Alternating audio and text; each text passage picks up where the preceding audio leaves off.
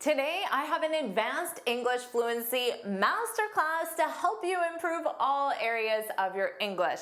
In this masterclass, you'll improve your vocabulary, grammar, listening, pronunciation, and speaking. Welcome back to JForrest English. Of course, I'm Jennifer. Now let's get started. Section 1, vocabulary. In this section, let's focus on phrasal verbs. But to make this more advanced, we'll take regular verbs like hold, and you'll learn how to change them into phrasal verbs like hold off. First, let's talk about the regular verb hold. You know what this means, right? To grasp or carry something in one's hand. But what about the phrasal verb to hold off? Do you know what this means? This means to delay or postpone something. Should we sign the contract? Your coworker might ask, and you can say, let's hold off. Now, you can end there. It's a complete sentence, or you can continue back and commonly use the word until. Let's hold off until we hear back from HR. Now, you can also be more precise and describe the action. You would add an additional preposition. Let's hold off on signing the contract until we get more details. These 10 counties decided to hold off and wait until 2018 to launch their exhibit. Now, of course, you can put this in the negative. Don't postpone, don't delay. For example, don't hold off on improving, notice that gerund verb because on is a preposition, on improving your English. Do you agree with that advice? If you do, put that's right, put that's right in the comments. Now let's review one sentence that includes both the regular verb and the phrasal verb. Can you think of your own sentence? Here's mine. Let's hold a meeting to discuss holding off on the project. Don't worry about taking notes. I summarize everything in a free lesson PDF. You can find the link in the description. Now let's talk about the verb put. Of course, you know that means to place something in a specific position. But what about put off when we turn this into the phrasal verb? This also means to postpone or delay something. For example, they put off something, the wedding, until next year. I told her it was stupid to put off the wedding just because the hall was gone and she flipped out. Now, I'm sure you're wondering, but Jennifer, what's the difference between hold off and put off? Great question. Hold off generally is used when you're delaying because you're waiting for more information. But put off is more general. It can be for any reason. For example, they put off getting married. Now notice all of phrasal verbs use prepositions, so your verb that follows is in the ing form, the gerund form. They put off getting married until next year. This is just in general. They're not waiting for more information. It could be for any reason. Now our sentence that combines both. For example, we put off cleaning the garage, we delayed, until next week. Remember, you can use that word until. But we did put the books on the shelf. Can you think of a better one? Now let's talk about the verb pull. Of course, that's exert force to move something closer. But what about pull off? You probably know this one. It's very common. If you pull something off, it means to succeed in achieving something difficult. And that's important. It has to be something difficult. For example, he pulled off something, an incredible victory. So it implies it was difficult. Now, we often use this after we do something successful, but it was difficult.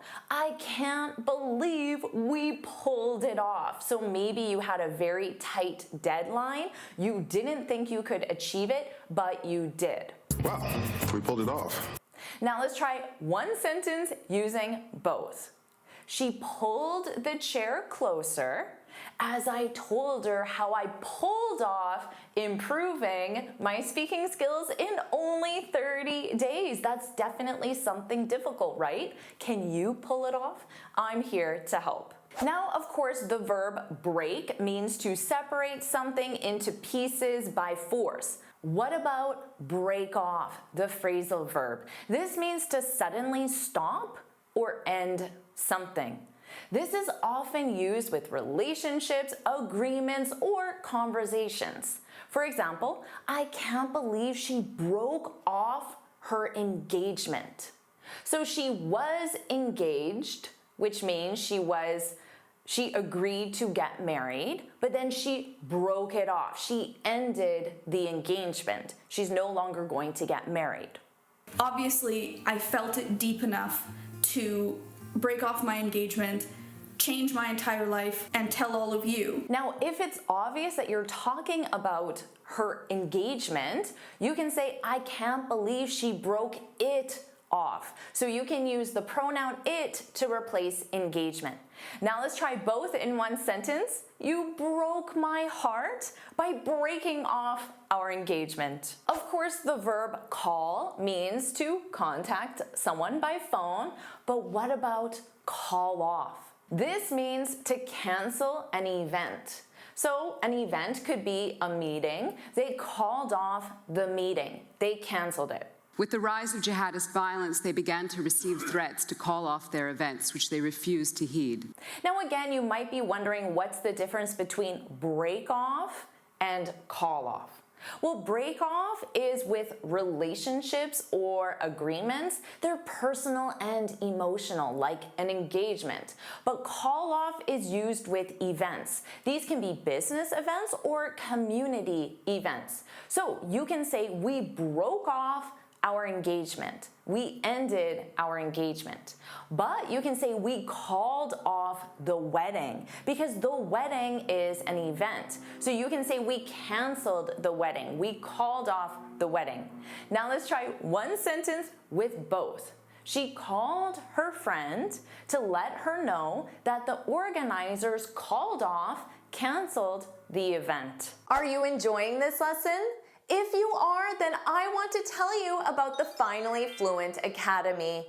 This is my premium training program where we study native English speakers from TV, movies, YouTube, and the news so you can improve your listening skills of fast English, expand your vocabulary with natural expressions, and learn advanced grammar easily. Plus, you'll have me as your personal coach. You can look in the description for the link to learn more, or you can go to my website and click on Finally Fluent Academy. Now let's continue with our lesson. Of course, the verb cut means to divide or remove something using a sharp tool. What about cut off?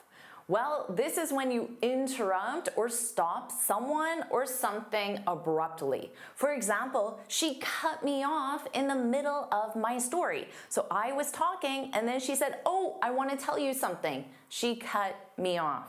So I started to say that, and she just cut me right off. Notice in the clip, Obama said, she just cut me right off. Using right is there for emphasis. It's emphasizing the fact that Barack was cut off.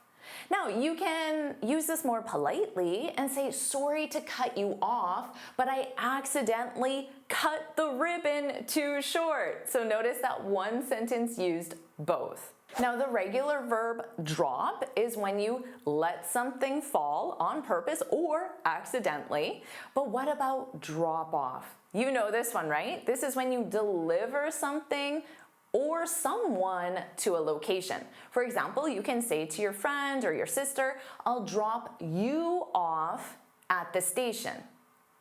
Now, you could ask, when is the package being dropped off? Notice this is the passive voice because the package is receiving the action, not doing the action. Let's try one with both.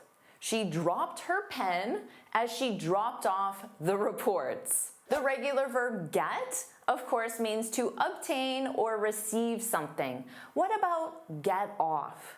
You definitely need to know this one. It means to exit a form of transportation. It can also mean end work for the day. Both of these are very commonly used. You can ask, where do we get off? Now, this would be for transportation. Where do we get off? The train, subway, bus, plane, or boat? That means you will probably be running late when you get off the train. But we do not use this with car or van or truck. You would say, please get out of my car to mean exit.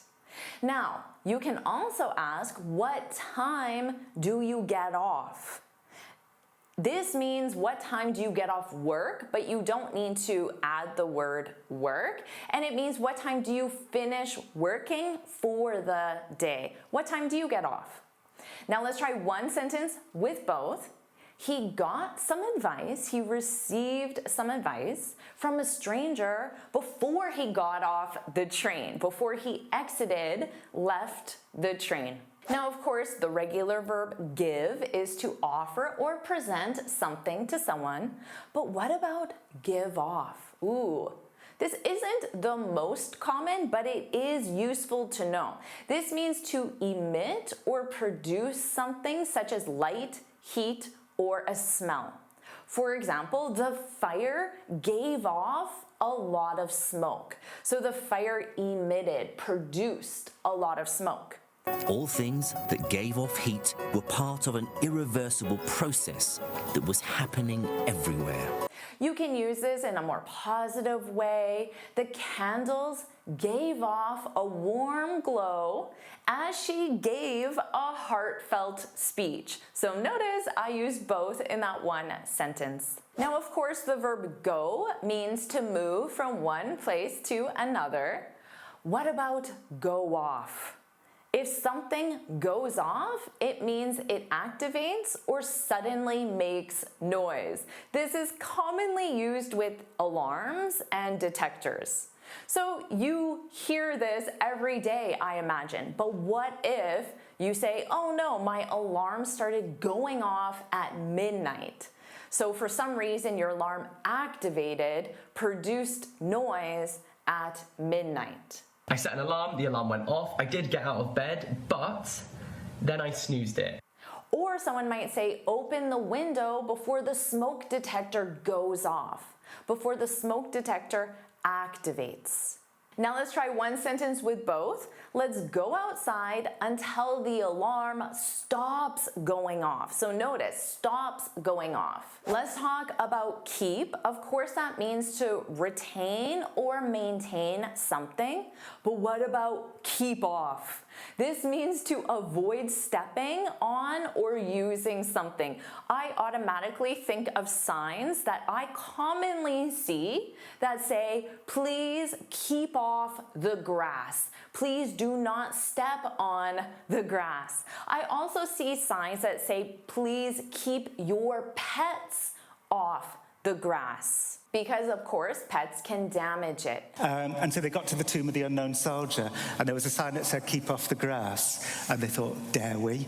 Now let's look at one sentence with both. She kept off the muddy path, so she didn't go on. She kept off the muddy path to keep her shoes dry.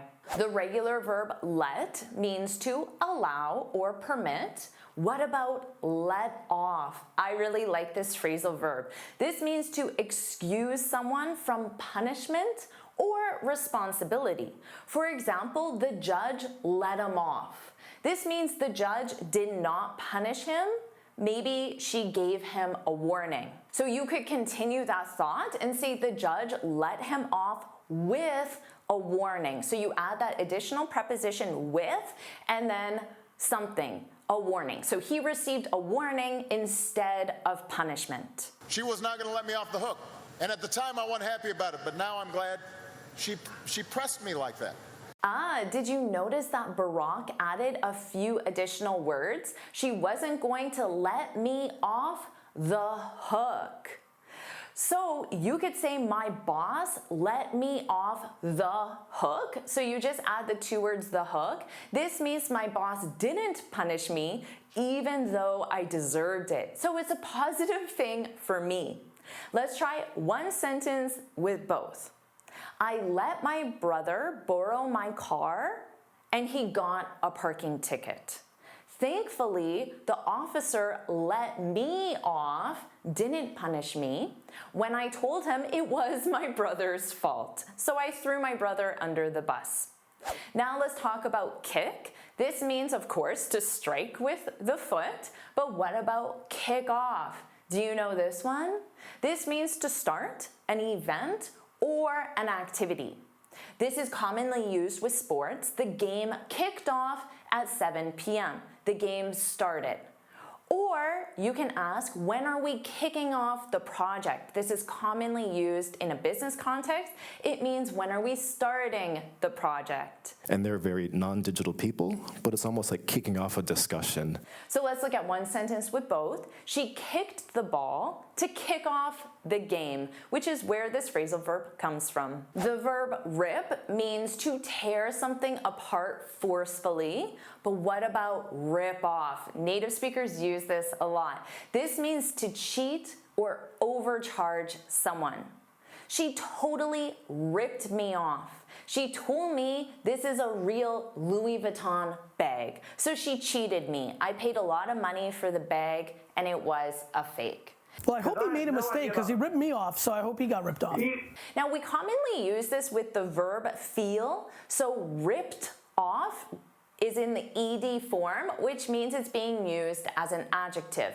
I feel ripped off every time I buy food at the airport, which is true. I feel like I'm being cheated.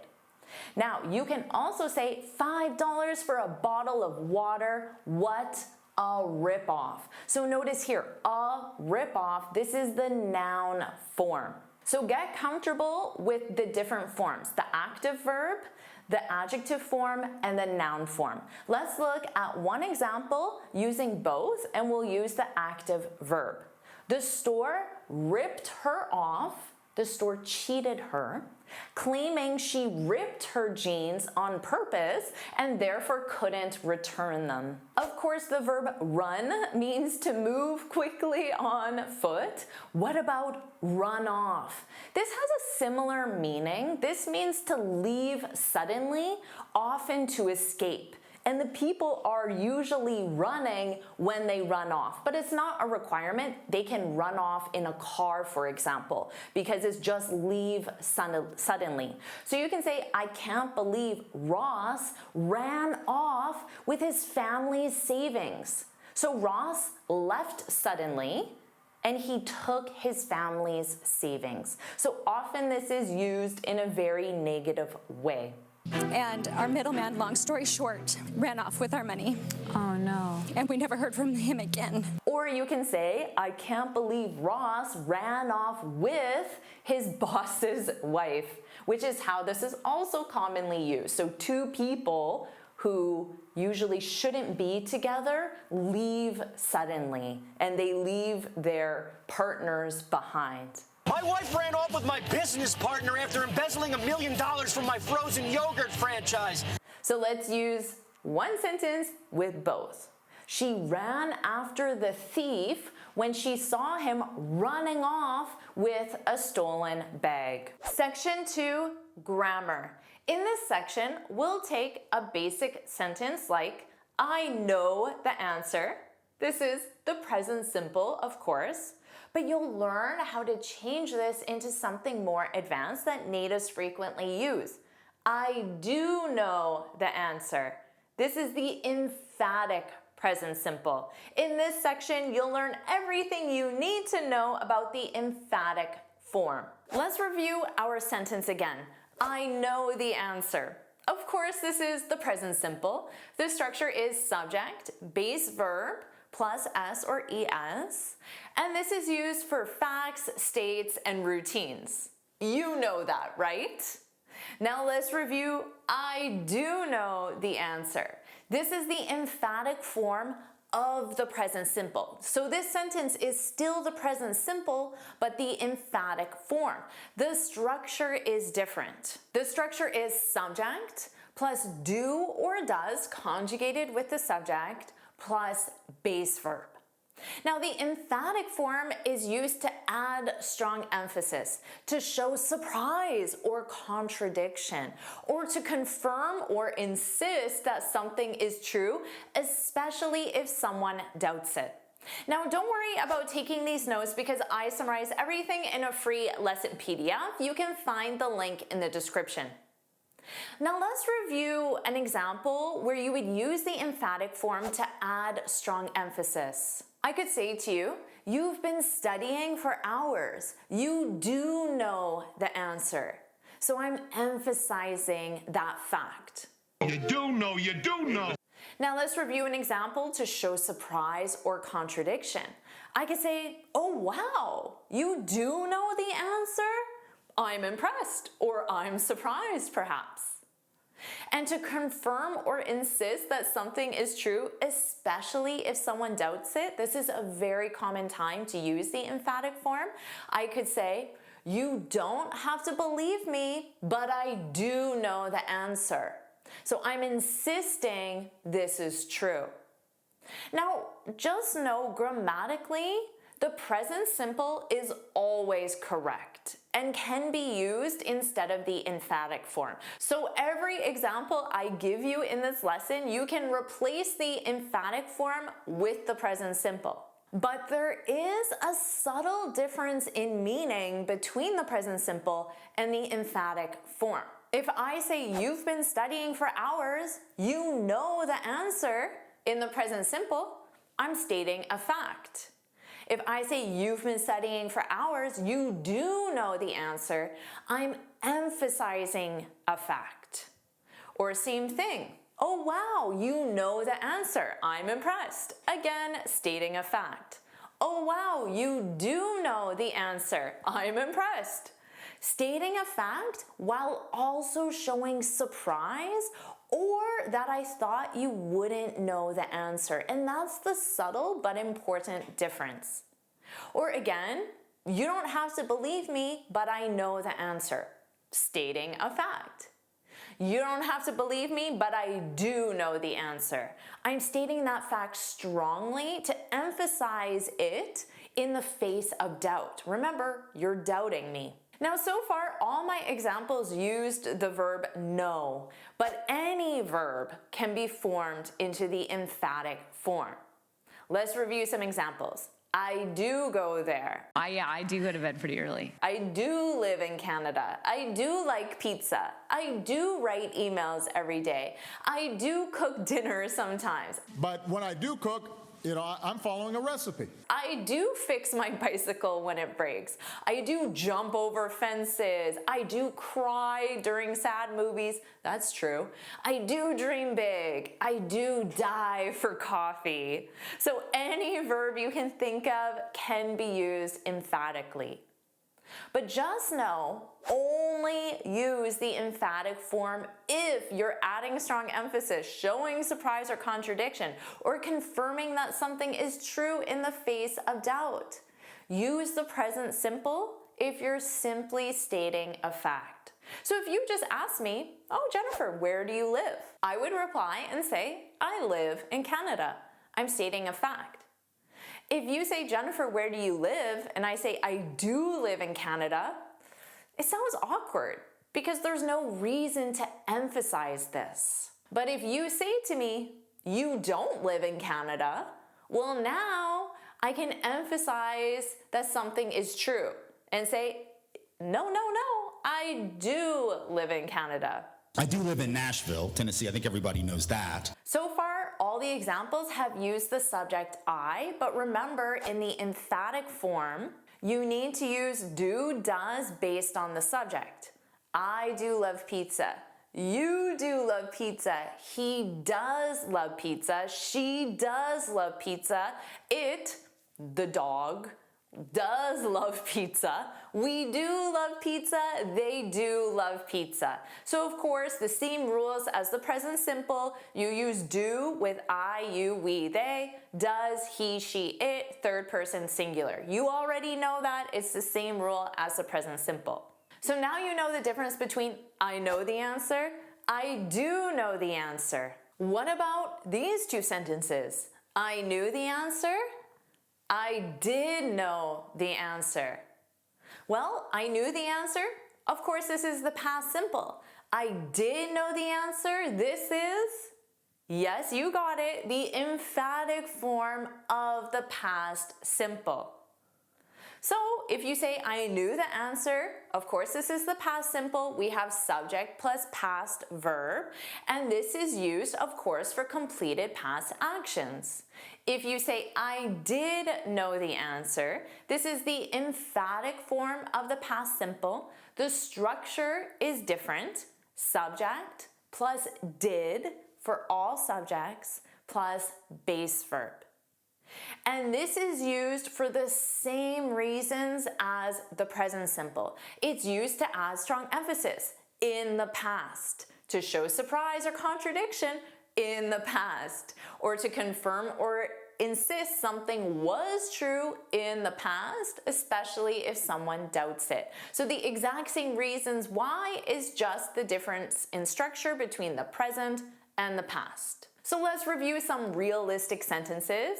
I can say, yesterday you lifted 50-pound weights. See, you did improve. I think you really did improve night over night. So I'm using the emphatic past simple to add emphasis to a fact.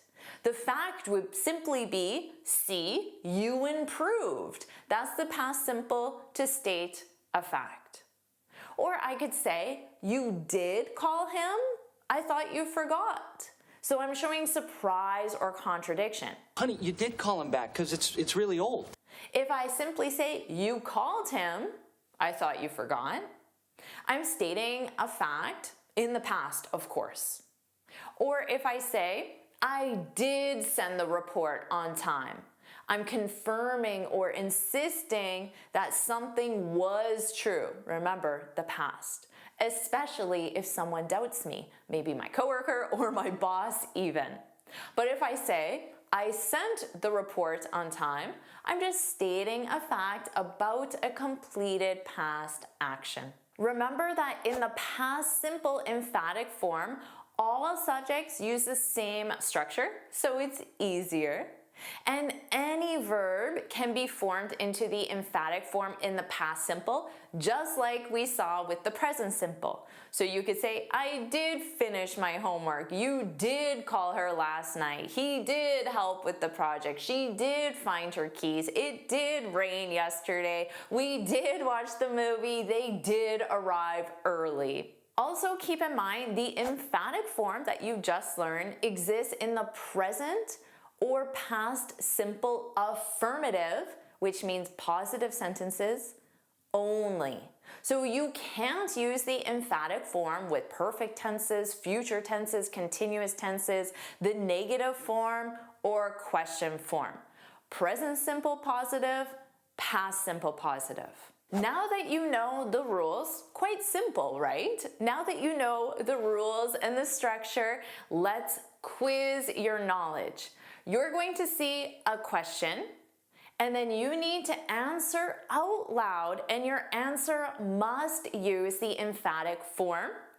And you'll have to look at the question to decide if you need the present or the past. I'm not going to tell you, just to make this quiz more difficult. I'll only give you 3 seconds, so of course feel free to pause the video, think about it, and then hit play when you're ready, and you can say the answer out loud. Question 1, you know how to swim? The answer? I do know how to swim. You're emphasizing this, and notice my question, almost a statement but said as a question. There's an assumption that you don't know how to swim, or there's surprise in this. So that's why you're using the emphatic. Question 2, did he call you yesterday? The answer, yes, he did call me yesterday. The question used did, so you know it's the past simple. And I'm emphasizing the truth of this. Question 3, you don't like coffee, do you? The answer, actually, I do like coffee. You don't need to add actually, or you could say yes, I do like coffee, or you could simply say, I do like coffee. And notice in the question, again, there's an assumption that you don't like coffee. So that's why you're using the emphatic form. Question 4, this might be a little tricky. Feel free to pause. Question 4, it's okay that you didn't finish the project on time. How would you reply? I did finish the project on time. So the question assumes you didn't, and you want to correct that by saying, no, I did finish the project on time. Question 5, they never help with the cleaning. How could you reply? They do help. They do help with the cleaning. They do help sometimes. But you could simply say they do help. So again, the question states that they don't, and you want to affirm the opposite, insist the opposite. They do help sometimes. How are you doing with this? Question 6, I think I forgot to lock the door. We should go back and check. What could you say?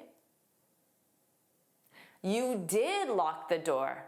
I saw you. You could add that, or maybe you say, I did lock the door.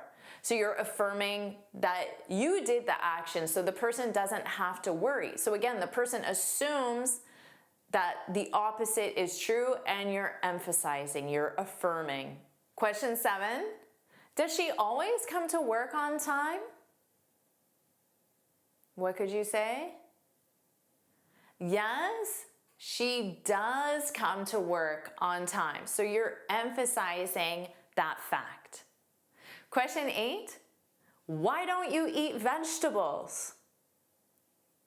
You can reply back and say, I do eat vegetables, or maybe add, I do eat some vegetables. I do eat certain vegetables. So again, the questioner assumes you don't do something and you want to affirm or insist the opposite. Question 9, we need to discuss why you didn't follow the checklist. You can reply back to this and say, I did follow the checklist. I did follow the checklist. So again, contrary to what the person believed. And question 10, they didn't attend the meeting last Friday, did they? You would say, they did attend the meeting. Now let's keep going with grammar, because there are many common mistakes that I hear beginner to advanced students make. In this section, you'll fix the 12 most common grammar mistakes that I hear all my students make. I'm going to put your English to the test. You'll see a sentence and there is a grammar mistake. You need to identify and correct the mistake. So let's say you want to impress your boss and you say to your boss, I hardly worked today. What is the mistake here? The mistake is mixing up, which means confusing, hardly and hard. The correction is, do you know what the correct sentence is? Remember, this is to impress your boss. I worked hard today. Hard is an adverb, and it means with a lot of effort. So if you want to impress your boss, you should say, I worked with a lot of effort. I worked hard today. Notice the structure is subject plus verb plus hard. I worked hard on the report. I worked hard to finish the report. Now, the original sentence used hardly. The sentence is grammatically correct. Hardly is also an adverb, but it means the opposite. It means barely, almost not. So if you say, I hardly worked today, it means you did very little work. So that would not impress your boss. Now notice the structure is different. We have subject plus hardly, or you could use barely, it's the same meaning, and then your verb, in this case, worked. I hardly worked on the report, you did very little work. I hardly worked to finish the report, you did very little work. So remember, use hard to show you put in a lot of effort. Don't worry about taking these notes because I summarize everything in a free lesson PDF. You can find the link in the description. Sentence number 2, you need to identify the mistake. I'm extremely hardworking engineer. Again, you want to impress your boss. But what is the mistake here? The mistake is missing article with job titles. So the correction is, how can you correct this sentence? I'm an extremely hardworking engineer. So remember, singular job titles require articles. This is a rule. Your choice of article is a, an, the. I'm an engineer, of course, because engineer starts with a vowel sound. But if you add great as your modifier, as your adjective, then you need a. I'm a great engineer. Because remember, the sentence structure is article, adjective, noun. You can absolutely say, I'm the engineer, but what does this mean? This means you're a specific engineer, the one working on this specific project. I'm the engineer on the project, or you're the only engineer in the company. I'm the engineer. It's only me. Now you can think of student as a job title, and you can say, I'm an amazing student. That describes you, right? So put that's me, I'm an amazing student. You're watching this lesson, you're doing the work. So put that's me, I'm an amazing student. Sentence 3, we are 3 on the project. What's the mistake here? The mistake is using we are instead of there are. I hear this a lot from students, most likely in your native language or that student's native language. That's the structure. But in English, the correction is there are 3 people on the project. So notice how I also added the noun, number plus noun. In English, we use there plus the verb be, conjugated, to talk about the existence of something or the number of things. So the structure is there plus the verb be, conjugated, the number, and then the noun. For example, there is 1 engineer on the project. There are, so now it will be plural. There are 3 engineers with that S because it's plural on the project. Question 4, despite he was tired, he finished the report. What's the mistake here? The mistake is using a clause after despite. So how do you correct this? You can say, despite being tired, he finished the report. This is an acceptable sentence structure, is despite plus gerund. Another correction is, do you know what an alternative way of saying this? Despite the fact that he was tired, he finished the report. So here, notice I kept the clause, but to do that, you need to add some additional words. Despite plus the fact, and then that is optional. And then the clause. A clause is subject, verb, object. It's a complete sentence. Now, a third correction is you could say, although he was tired, he finished the report. So you can use although plus clause. And although has the same meaning as despite in this context. Now there is a fourth correction. Do you know what it could possibly be?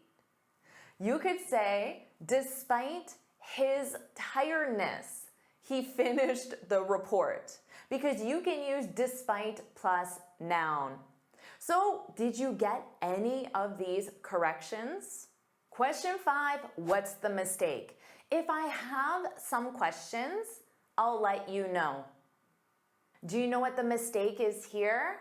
It's using some instead of any. So the correction is, if I have any questions, I'll let you know. If you have if or a negative, you use any. If you have any questions, please let me know. I don't have any questions. With a positive, you use some. I have some questions about the timeline.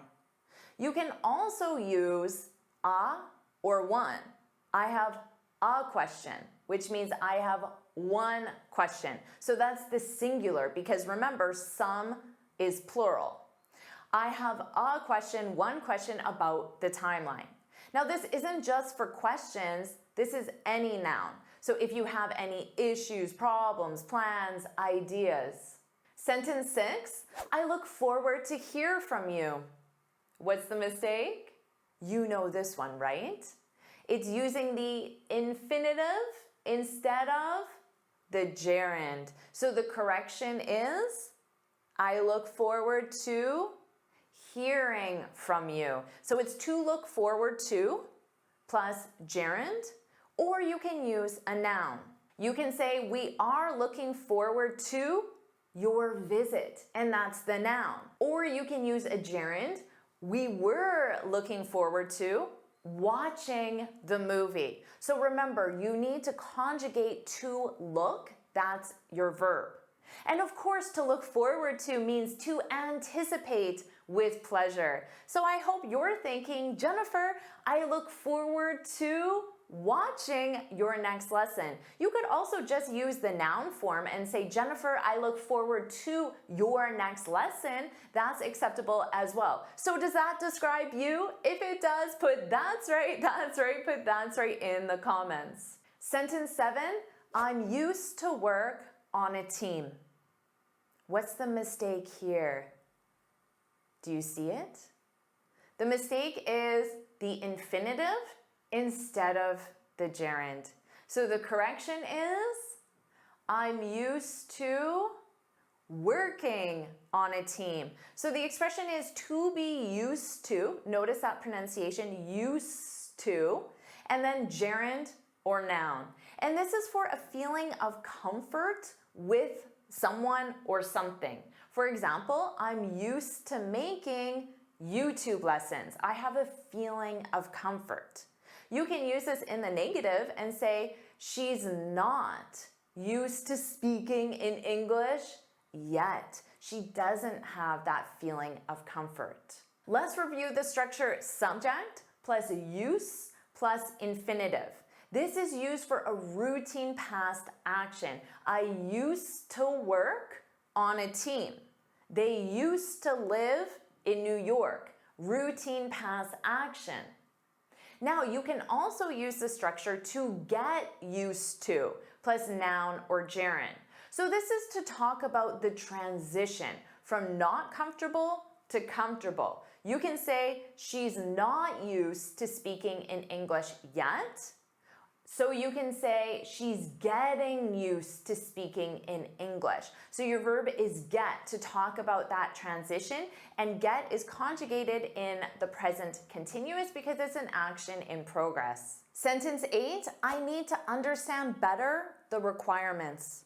What's the mistake? It's the incorrect word order. So what's the correction?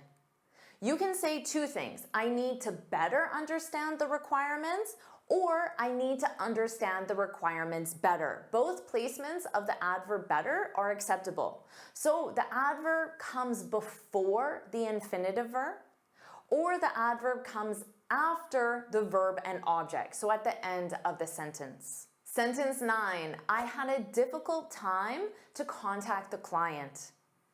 What's the mistake here? Again, it's an infinitive instead of a gerund. So the correction is, I had a difficult time contacting the client. So the structure is to have plus article plus adjective plus time plus gerund. Now you can use a positive adjective. We had, remember your verb is have, so you conjugate that. We had an easy time contacting the client. She always has a frustrating time contacting the client. Now you also use the gerund when you use to have plus problems, difficulties, or challenges plus gerund. You could say, I had problems contacting the client. Or maybe you're thinking, I had challenges learning English until I found Jennifer. Does that describe you? Put that's right, put that's right in the comments. Sentence 10, my boss has been angry in the morning. What's the mistake here? The mistake is using the present perfect, has been angry, with a specific past time reference. Now, in the morning is a specific past time reference because it represents at 9 o'clock a.m. or at 10:30. So the correction, you can say, my boss was angry in the morning because we use the past simple plus specific past time reference, such as in the morning. Another correction, you could say, my boss has been angry since the morning because we use the present perfect with since. This shows that the action started in the past and continues until now. And remember that since represents a starting point in time. So since the morning is like saying since 9 a.m. or since 10:30 a.m. You could also say, my boss has been angry lately or recently. We use the present perfect with lately or recently to show the action started in the recent past and continues until now. The next sentence has two mistakes. So this is sentence 11 and 12. I don't know, how can I boiled this report down? Can you identify one mistake? Can you identify two mistakes? Well, let's talk about mistake 1. The first one we see is using a question structure for a statement. So let's review a simple statement. I don't know how I can improve my speaking skills. Maybe you've said this, I don't know how I can improve my speaking skills. So here it's I don't know plus how plus clause. So the clause is subject, verb, and then object. Remember, that was a statement. To ask a question, you would say, how can I? How can I improve my speaking skills? So here the structure is how plus verb plus subject. So the correction for this sentence would be, I don't know how I can, and then what's mistake number 2? It's the wrong verb conjugation, and in this case, after the modal. So we want modal plus base verb. I often hear students say, you should to bring an umbrella. This is incorrect because you want the base verb. You should bring an umbrella. So in this case, the correction is, I don't know how I can boil this report down. And if you're not sure to boil something down, this means to summarize the most important information. This is a separable phrasal verb. So there are 3 correct structures. How can I boil this report down? How can I boil down this report? Or how can I boil it down? Section 3, listening and pronunciation. But you'll also expand your vocabulary and learn correct grammar in this section. In this section, you'll learn how to understand fast English anywhere outside of the classroom, when you're traveling, watching TV, movies, anywhere. To understand fast English, you need to practice listening to fast English. So that's what we'll do right now. You're going to listen to a sentence I say 3 times, and you need to write down exactly what you hear in the comments. Don't worry, after I'll explain everything you need to know. Here's our first sentence. I'll say it 3 times. Keep your eyes peeled for the street. Keep your eyes peeled for the street. Keep your eyes peeled for the street. So how'd you do? I said, keep your eyes peeled for the street. Now let's talk about those pronunciation changes. Keep your eyes peeled. Your can sound very unstressed. Your. Keep your eyes. Keep your eyes. And notice how your and eyes link together. You're going to hear that R sound on both sides of the word if we link them. Your eyes, your eyes. So the second word, instead of eyes, really sounds like rise because it has that R. But you have to say it together. Your eyes. Your eyes. And of course, peeled, that ED is a soft D. Keep your eyes peeled, peeled.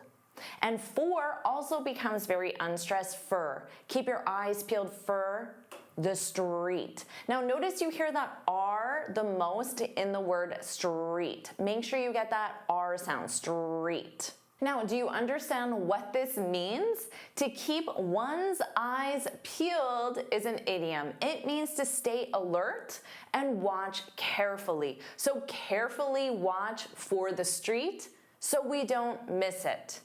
Now you could say keep your eyes peeled for the client. Notice you use that preposition for and then something or someone. You can keep your eyes peeled, watch carefully for someone, the client. Now in this example, it's the imperative, which is used for an instruction or a direction.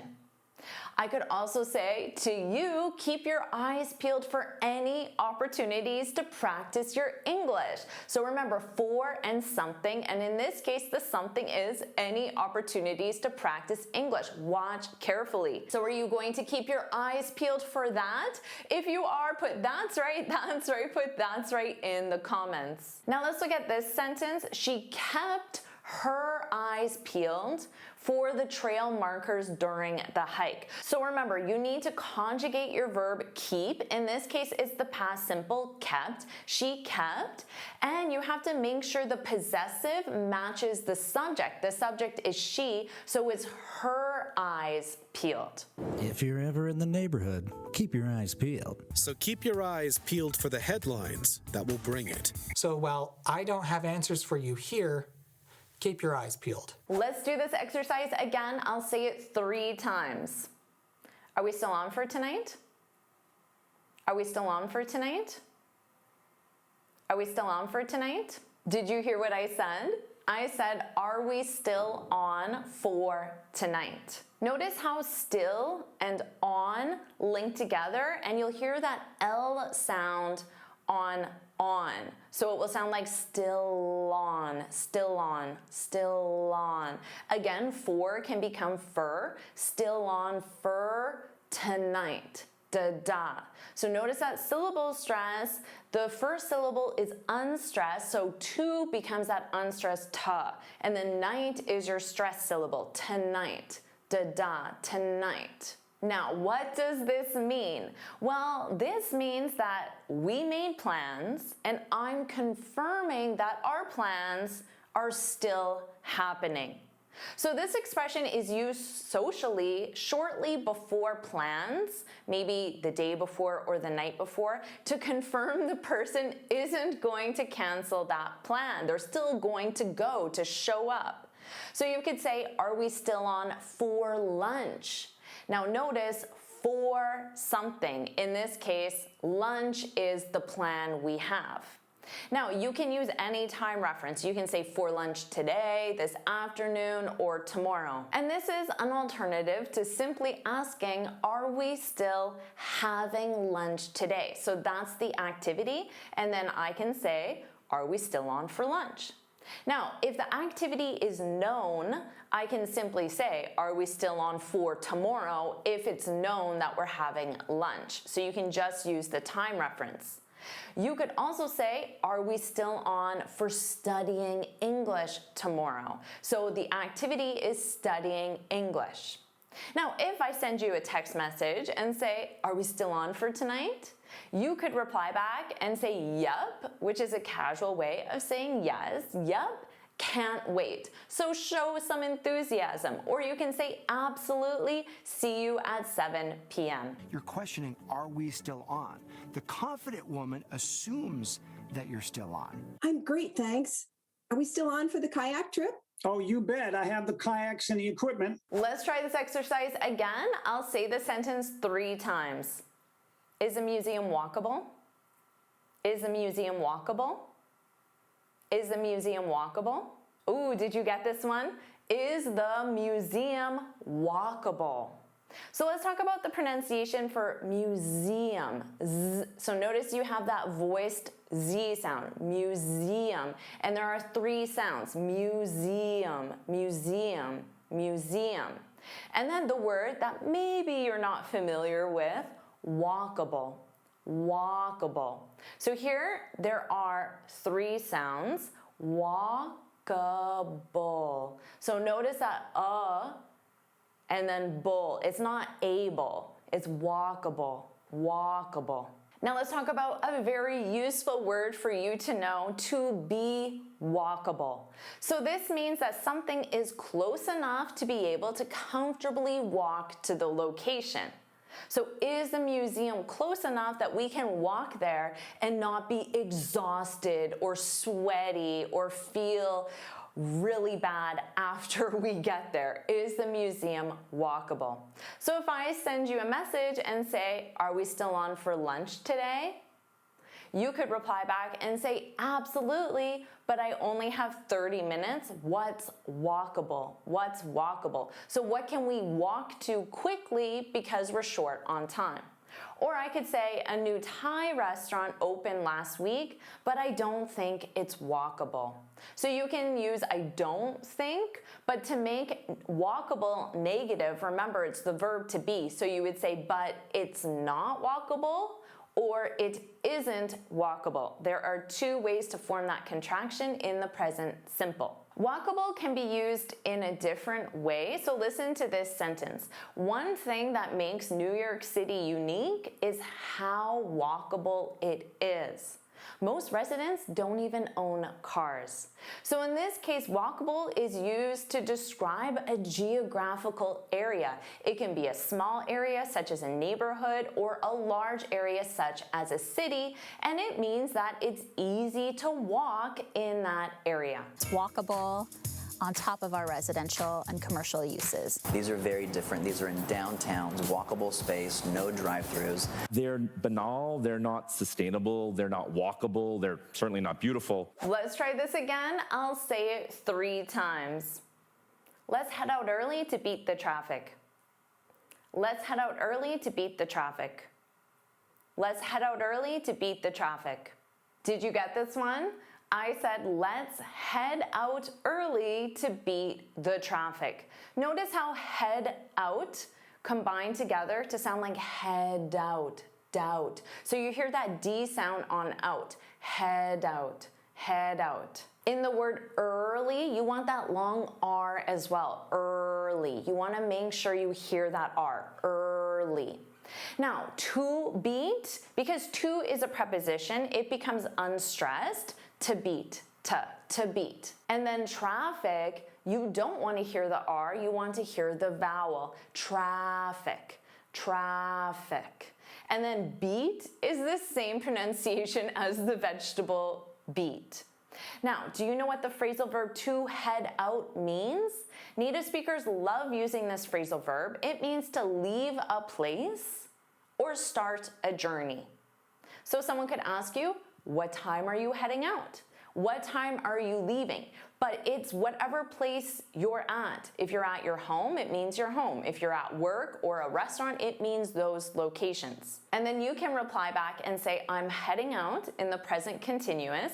I'm heading out around 6:30 a.m. so I can beat the traffic. Now notice here I said so I can beat, but in my example sentence originally I said to beat the traffic. This is the short form of the purpose clause, in order to beat the traffic, but native speakers generally drop in order and just say to beat the traffic. Now, native speakers also commonly start sentences with a purpose clause. To beat the traffic, let's head out at 6:30 a.m. Remember, this means in order to beat. This is a purpose clause, it's not the infinitive, because in English grammar, we don't start sentences with the infinitive. To make a general statement, you would use the gerund verb. For example, beating the traffic in New York City is always a challenge. Of course, to beat the traffic, this means to avoid the traffic. And if you beat it, it means you get ahead of it. So you leave earlier or later to avoid it. You could also just take specific streets to beat the traffic, to avoid the traffic. Everybody, let's head out to our areas. Let's head out into the rainforest and see how she's doing. Let's head out to the lake. I'll show you around. Let's do this exercise again. I'll say it 3 times. I tried to get a little shut-eye on the break. I tried to get a little shut-eye on the break. I tried to get a little shut-eye on the break. Did you get this one? I said I tried to get a little shut-eye on the break. Let's talk about to get a little, because those sounds really blended together. To get a little, to get a, to get a. So to becomes that unstressed ta. Get a combines together, get a, to get a, to get a. Now little, native speakers, including me, generally pronounce the T's as soft D's. Little, little. Some native speakers really reduce this word and it just sounds like lil, lil, get a lil, get a lil. But you can pronounce those as soft D's. Get a little, little, get a little, to get a little. And then shut I, we turn that T into a soft D because it's between vowels, and you'll hear it on both words. Shut I, die, die, shut I, shut I. Now what is shut I? It's a noun and it means sleep. So you can say I tried to get some shut-eye, a little shut-eye, a few minutes of shut-eye. You could replace shut-eye with sleep in all those examples on the break. Now, shut-eye is commonly used for a short period of sleep, such as a nap. For example, he managed to get some shut-eye on the plane. Now notice the verb is get, so you could say he got in the past simple. He got some shut-eye on the plane. And notice that preposition I used with break, on a break. You could also say during a break. Native speakers commonly use on. And of course, a break in the context of work is a short period of time when you're not working. You can say, I called my friend on my break to see, in order to see, so the purpose clause, to see if we're still on for coffee after work. Now you could also say, hopefully I can get a few minutes of shut-eye before we meet. I'm exhausted. Let's get some shut-eye. New studies show that those who are under stress and don't get enough shut-eye could age up to 6 times faster than they would otherwise, giving a whole new meaning to the term beauty rest. For others, losing shut-eye can result in hormonal imbalance, illness, and in extreme cases, death. Now let's do a shadowing exercise so you can repeat after me and practice all these pronunciation changes. I'll say each sentence and you need to repeat after me. And I'll say each sentence 3 times. Keep your eyes peeled for the street. Keep your eyes peeled for the street. Keep your eyes peeled for the street. Are we still on for tonight? Are we still on for tonight? Are we still on for tonight? Is the museum walkable? Is the museum walkable? Is the museum walkable? Let's head out early to beat the traffic. Let's head out early to beat the traffic. Let's head out early to beat the traffic. I tried to get a little shut-eye on the break. I tried to get a little shut-eye on the break. I tried to get a little shut-eye on the break. Section 4, pronunciation. In this section, you'll learn 5 powerful exercises to improve your pronunciation so you're understood, you sound natural, and you feel confident speaking. Number 1, understand the rhythm of words. What's this? Easy, right? But say it out loud. It's not a banana, da da da, banana. Because that's not the rhythm of English. The English language is a stressed language. This means that not all syllables are said equally, da da da. No. Some syllables are stressed, which means you'll hear them louder and longer. Other syllables are unstressed, which means they're quicker and quieter. Every word in English that's 2 or more syllables has stressed and unstressed sounds. Let's come back to this image. Which syllable is the stressed syllable? Say it out loud. Think about which one is louder and longer.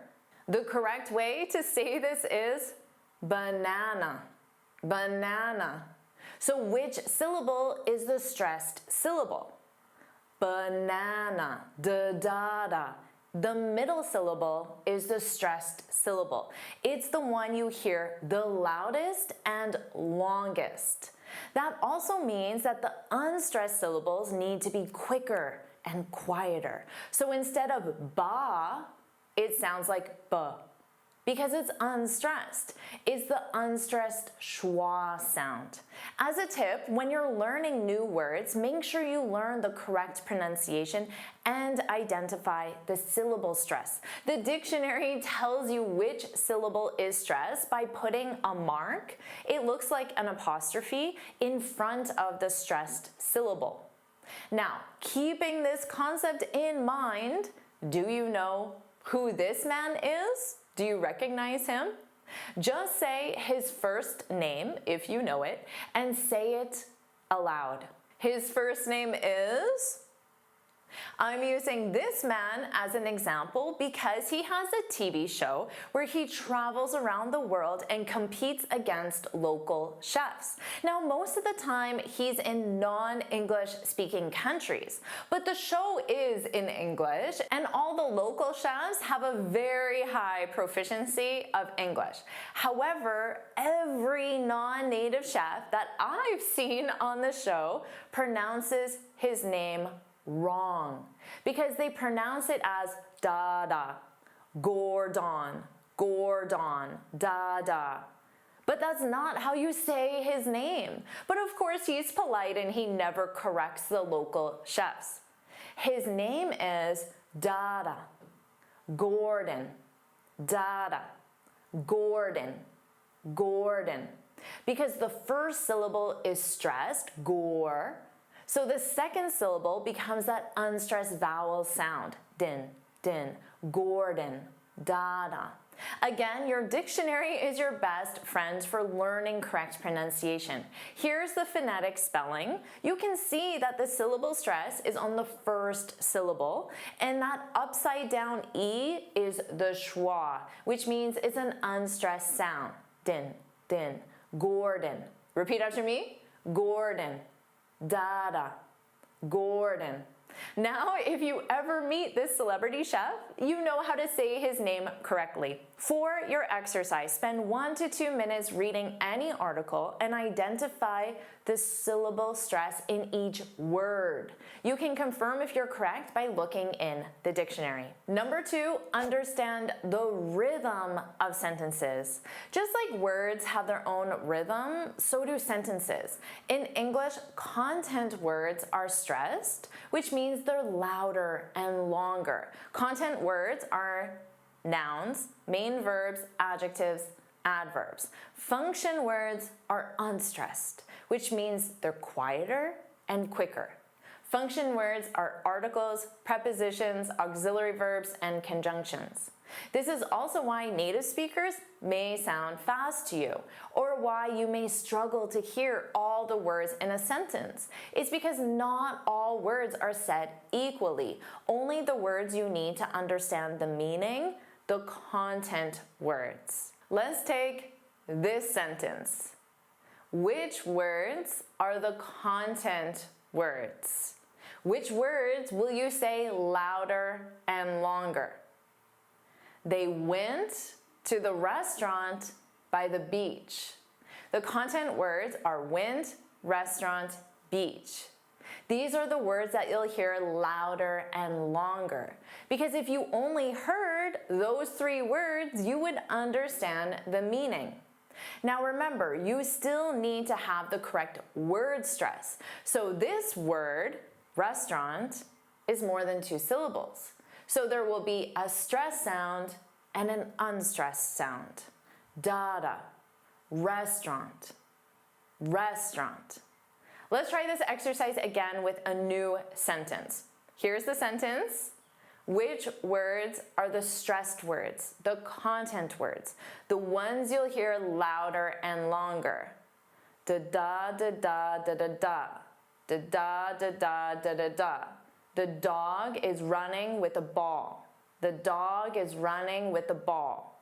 The content words are dog, running, ball. These are the words that you'll hear louder and longer. Again, if you only heard those 3 words, you would understand the meaning, right? There is only one word that's more than 2 syllables, so you have to think about word stress for the word running. Dada, running. If you master this rhythm of English, you will absolutely speak 10 times better. For your exercise, spend 1 to 2 minutes reading any article and identify the content words and the function words. Focus on one sentence at a time. As a tip, you can combine exercise 1 and 2 together. You can read a sentence and identify the syllable stress of each word that's more than 2 syllables, and you can identify the stressed and unstressed words in the sentence. Number 3, open your mouth wider. This is a very simple way to instantly be more easily understood. And you can certainly do this in your native language as well. You just learned that certain words are said quicker and quieter because you don't need to hear them. That's true. And that's how English is spoken in both casual and professional situations. However, a big reason why students aren't understood is because they're not pronouncing the sounds fully. They don't open their mouths wide enough to fully produce the sound. This is called mumbling. And it's a problem with many kids in their native language, well, at least in English. And kids learn to open their mouths wider as they develop their speaking skills. Adults mumble too, but it's usually when they lack confidence. Imagine you're trying to speak with your mouth full of food.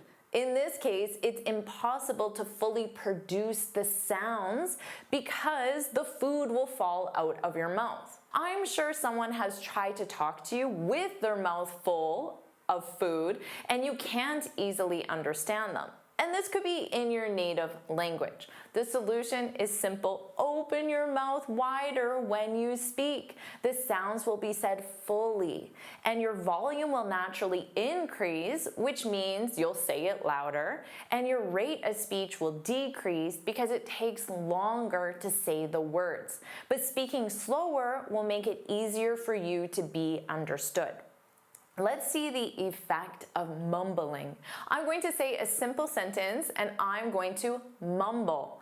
I want you to notice how my volume is quieter, my speech is faster, and it's more difficult to understand the sounds. Focus on my mouth. Maybe we should postpone the project until tomorrow. I'll say it again.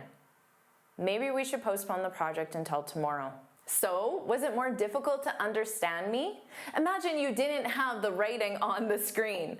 Now I'll say it again and I'll open my mouth wider than I normally would. Maybe we should postpone the project until tomorrow.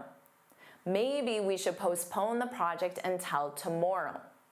Notice how some sounds were still louder and longer than others. So doing this exercise doesn't mean you say each sound equally loud and long, because that isn't how the English language is spoken. You still need to remember points 1 and 2 as you do this exercise. For this exercise, read the same sentence you have from exercise 1 and 2 and say it aloud and open your mouth wider than normal. As a tip, when you're practicing pronunciation, it's so important to hear your voice. Record yourself on your phone and listen to it. This feels strange, but trust me, doing this will help you get comfortable with your voice in English, and it will help you identify areas of improvement. You will learn so much by listening to your own voice. I highly recommend it. Now you have 3 exercises that you can do at the same time, and they'll take you about 4 to 6 minutes to complete. Let's keep going with number 4, exaggerate your sounds. For this point, you'll choose sounds that you know you need to improve. Either your teacher has given you feedback or you just feel awkward and uncomfortable with certain sounds. Maybe it's the R sound or maybe it's the long E sound. You're going to say that specific sound a lot longer than it should be.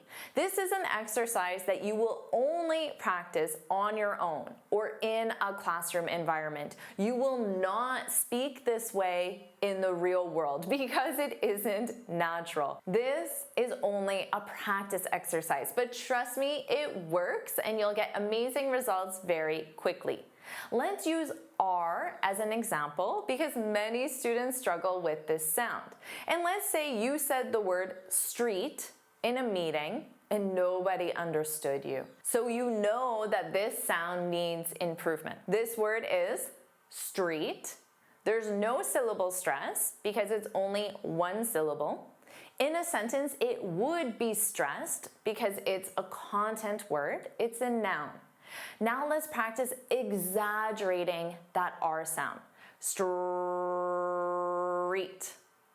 That's how you exaggerate it. How long can you hold the sound? Now, forcing your mouth to stay in that position longer, you are strengthening the muscle needed to produce that sound. And your brain is going to get comfortable with the position of that sound, the mouth feeling of that sound.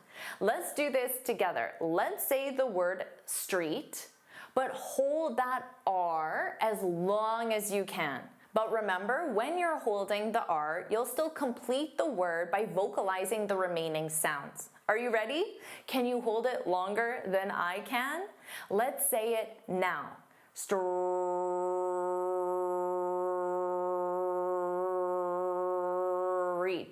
I could keep going for another 30 seconds or longer, but that would be boring for you.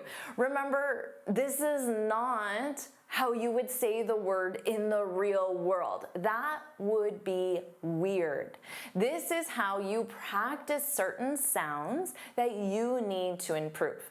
For your exercise, identify one sound you need to improve and practice exaggerating that sound in different words. Do this for 1 to 2 minutes per day.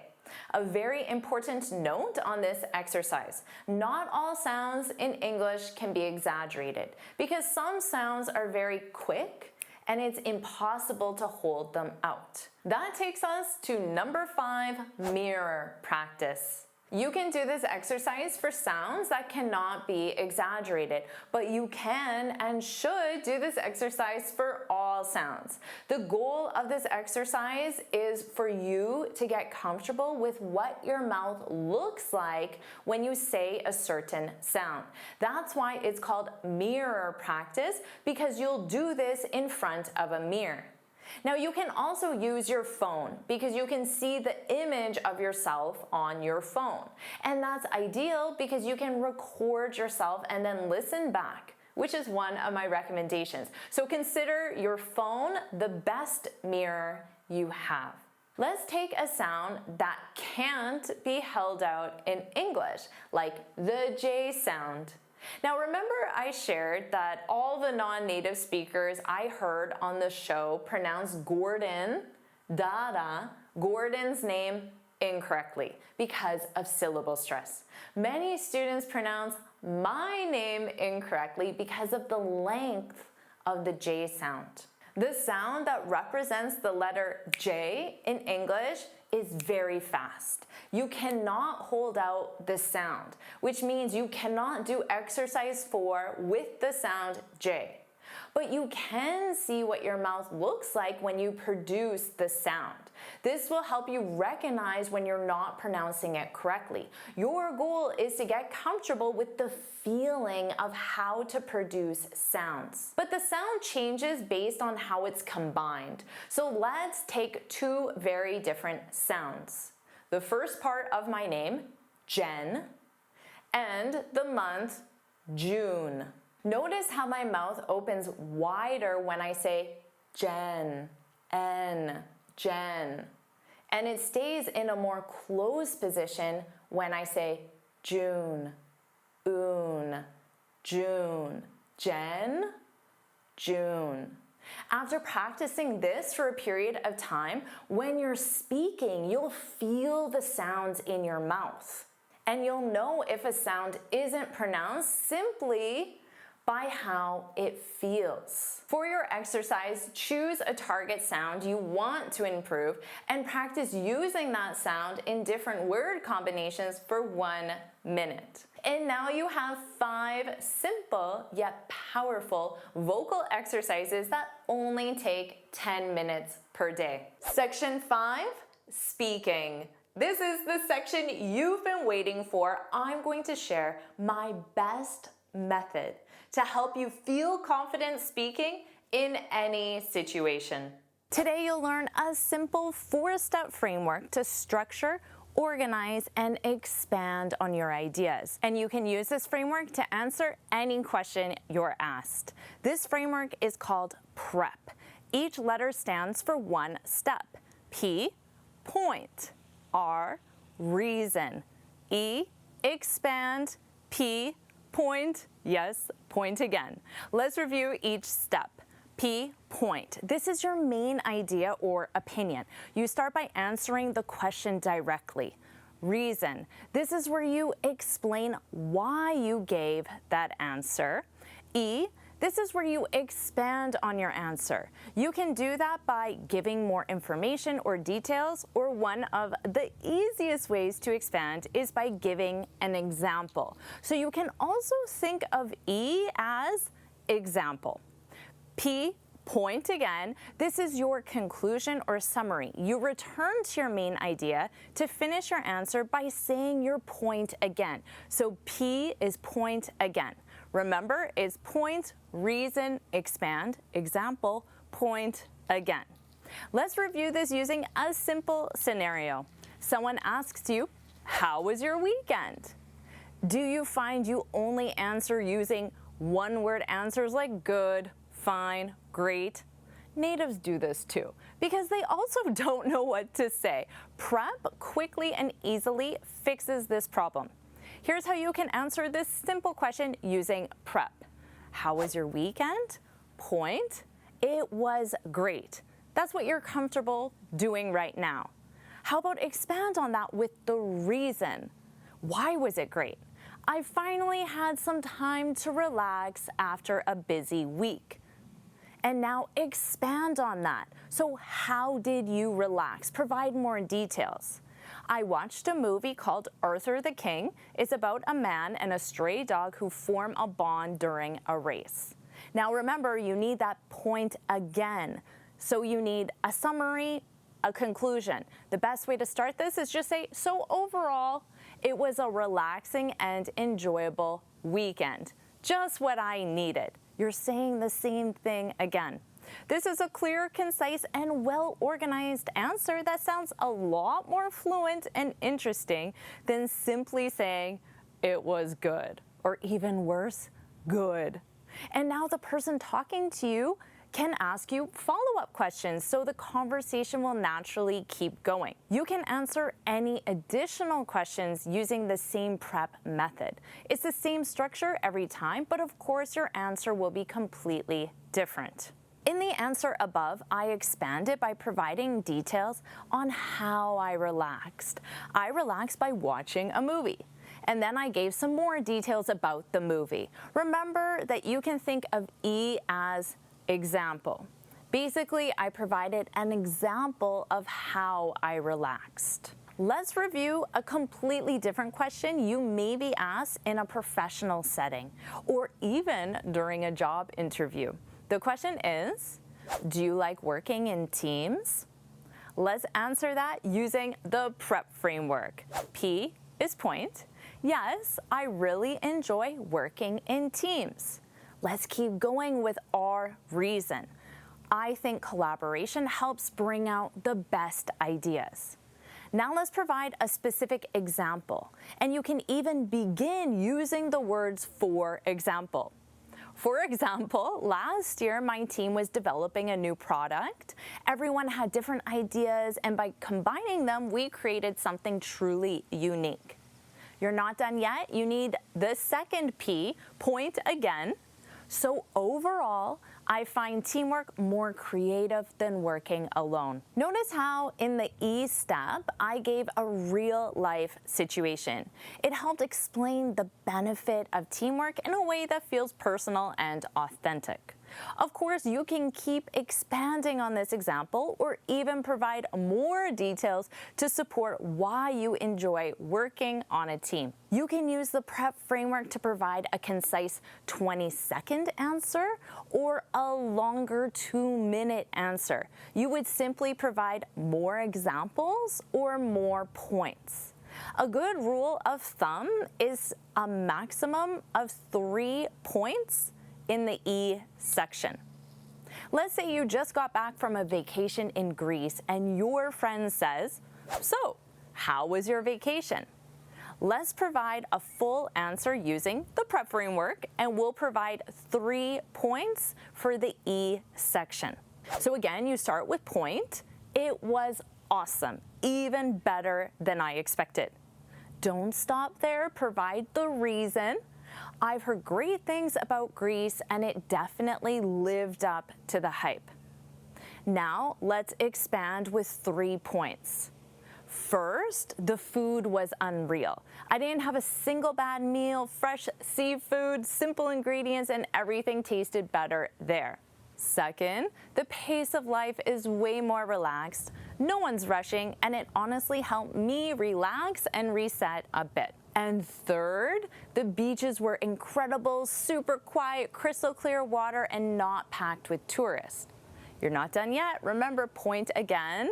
So overall, our trip was amazing, and I highly recommend Greece. Of course, you could provide more details about each point. PREP gives you the flexibility to provide a clear, organized answer, and you can decide how short or how long that answer is. Another option with PREP is to choose one topic, like the food, and expand by providing 3 points on that one topic. Let's try that now with our same Greece vacation example. Point, it was awesome, even better than I expected. Reason, one of the biggest highlights was the food. That alone made the whole trip worth it. So notice here, my reason introduces the topic of food, and now I'll provide 3 points.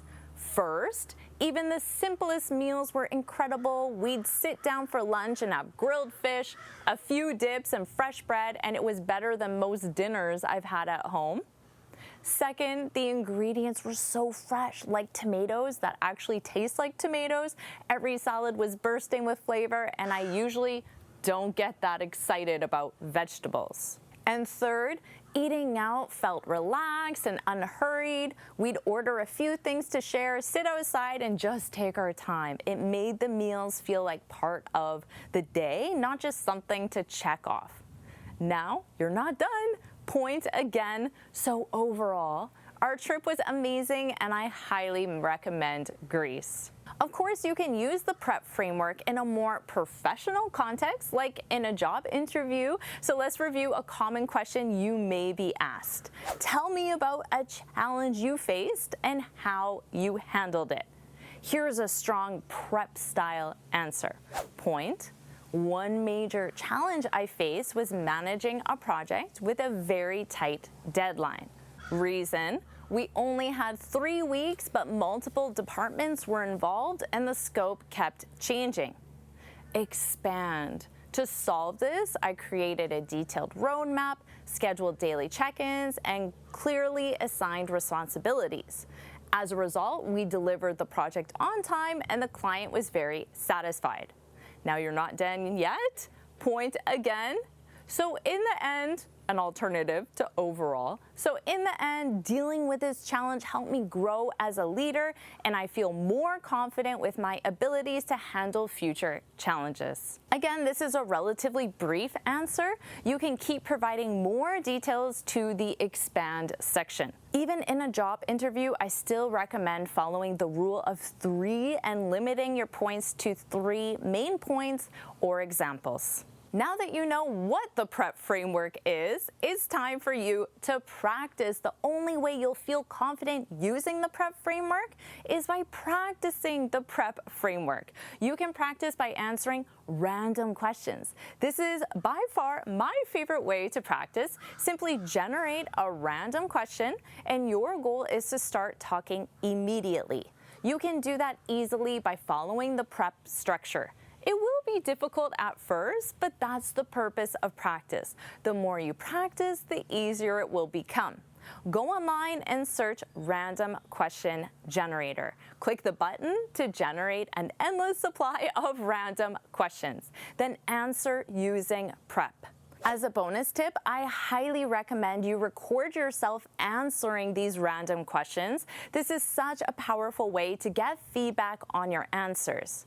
You can listen to yourself to notice where you paused and hesitated and think about why and how to solve that, or how many word fillers you used, and then you can develop a strategy to solve that. If you want to improve your speaking skills and gain confidence speaking, recording yourself is one of the best strategies.